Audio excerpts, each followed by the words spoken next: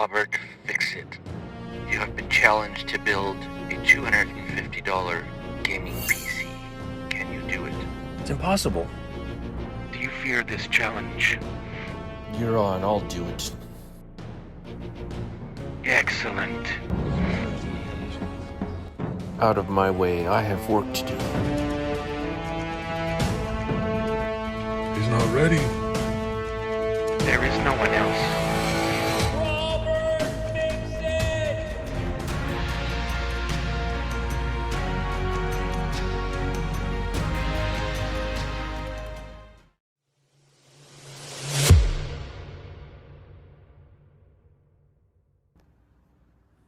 Okay, so these are the new parts. You've already seen the case, and he wanted RGB fans against my wishes, but you know, it's not my computer, so that's what they want. These are from Amazon. This actually came this way, so why is it? I did not touch this, I just took it out of the bag. And see the label over the label? That means somebody returned this. So yeah, I don't like that. But anyway, this is 3 ARGB fans, right? Yeah, ARGB fans. Thermal, right? Thermal? Right, yes. And then this was on sale from Prime Day. These are normally $20, it was $16, ID cooling. I've seen people use these a lot. I wasn't gonna put an RGB cooler at all, but it was $16, so why not? And then this will be the controller because the motherboard is old. This is the one we used in the last video build. And then this is not for this build, but it's for the small form factor build that I'm doing. This is the riser cable. This was $16, I think, as well. It's kind of big. I wish it wasn't so huge. It should be shorter. So that's for someone else. But yeah, let's take a look at this fan, which is not used like the other part. Let's get rid of that. These are pretty basic, right?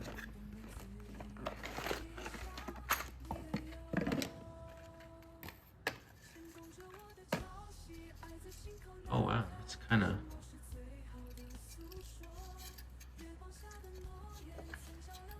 I kind of like how thin this is. This might work for the small form factor build.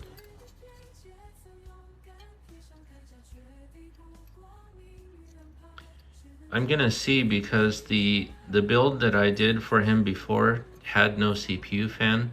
It just had one of these only.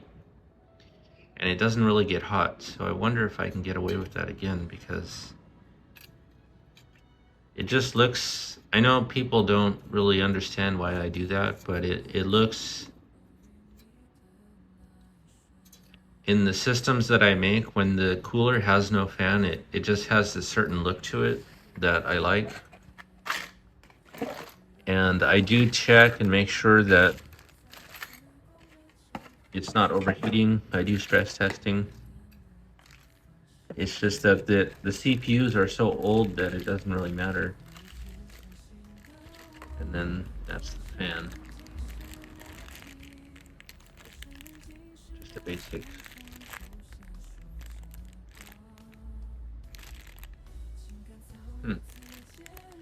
Actually, you know what? I wonder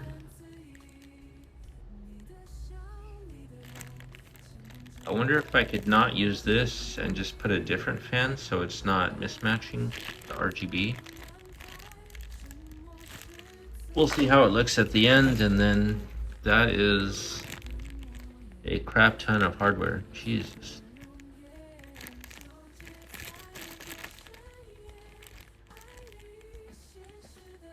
Alright, so let's get it mounted and get it in the case and we'll see what it looks like. and I'm gonna see if they'll give me a refund for this, because I don't want something that was returned before.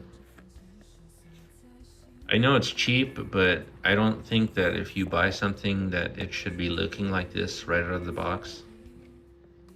So I'll do that first. Noise level 25.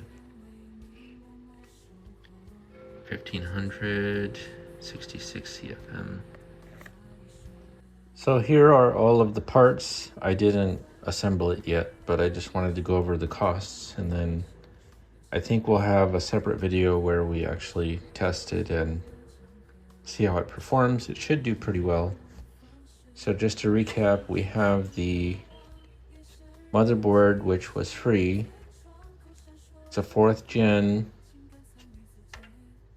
i7 3770K with 16 gigabytes of DDR3. I'm valuing that at about $25. Now, you probably can't buy that for $25, but in theory, you could use a pre-built motherboard.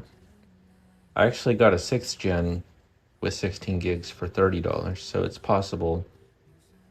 So some of the valuations are going to be questionable here, but you know, it was free, so what can you do?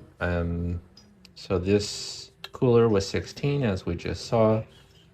The fans also 16, 8 for the controller.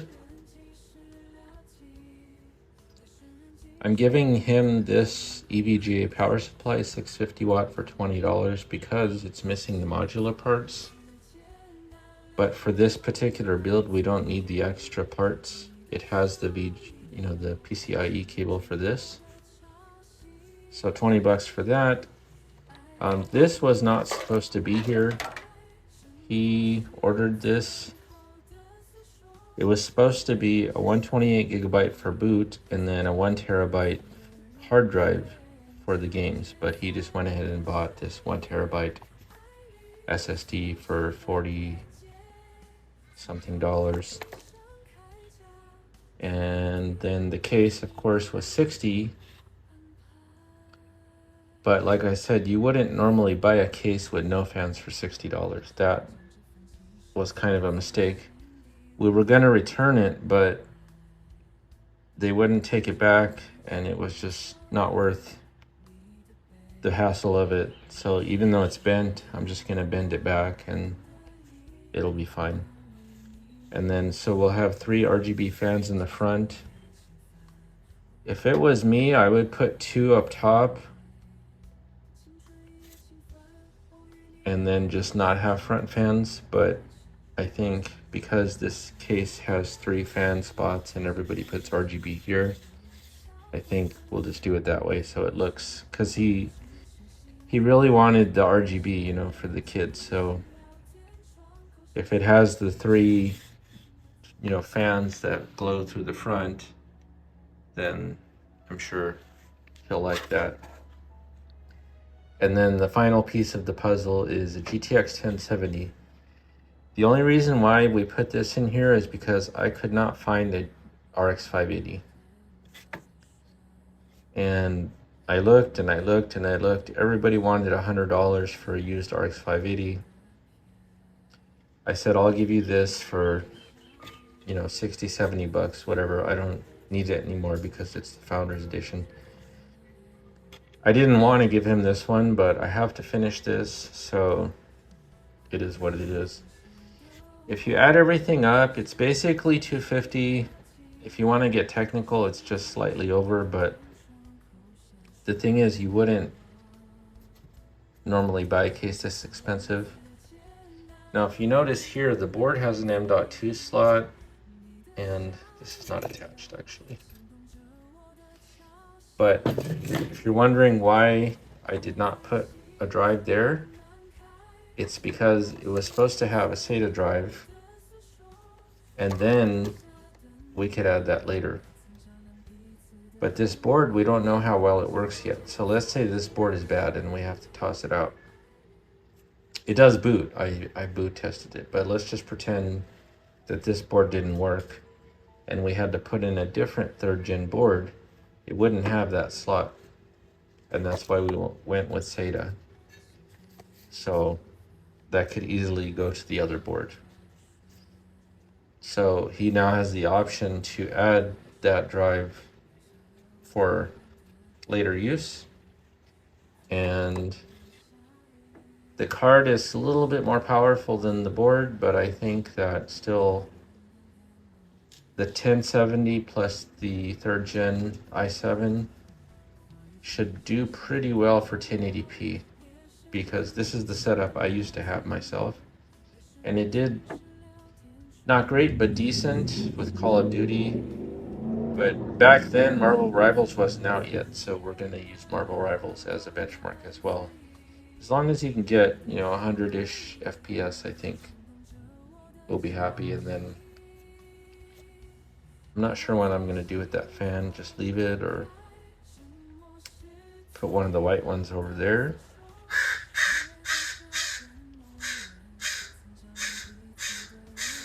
And there's a crazy bird now. It doesn't matter what time of day it is. Whenever I record a video, there's a bird that goes crazy. So anyway, we'll put it all together. It's going to be part 2 because I don't want to make this too long. But I've used this similar setup before and it works out pretty well. Also, having the 650 watt power supply, the 1070, he could easily in the future replace this with a better motherboard CPU combo and still use the 1070 and still use the 650 and still use this.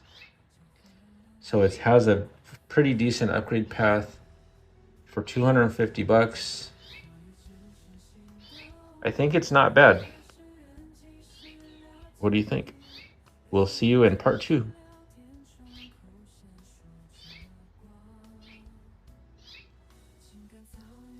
So we didn't get to make a part 2 because we had some issues, and we ended up using a Thermaltake power supply instead, and then added cable extensions so that it would look better. I just had to clean up those little wires at the bottom. But this is basically the equivalent of a K-swap Optiplex, I guess. It does look nice. I went ahead and just put the RGB fan on the CPU cooler just so it would match. And it works pretty well. The case could be cheaper. The GPU could be cheaper. You could probably do all of this for $200. But having the 1070, I think, will help a little bit. And in Rivals, it gets about 100 frames per second, which is what I was looking for. If you put it on a higher quality 1080p, it's about 60. But I put it on balanced, and that gets you about 100. And it works pretty smoothly. So there you go, 250-ish gaming PC complete. A lot of brand new parts. The only thing that was used is the GPU and the motherboard. So let me know what you think. What would you do differently? And we'll see you in the next one.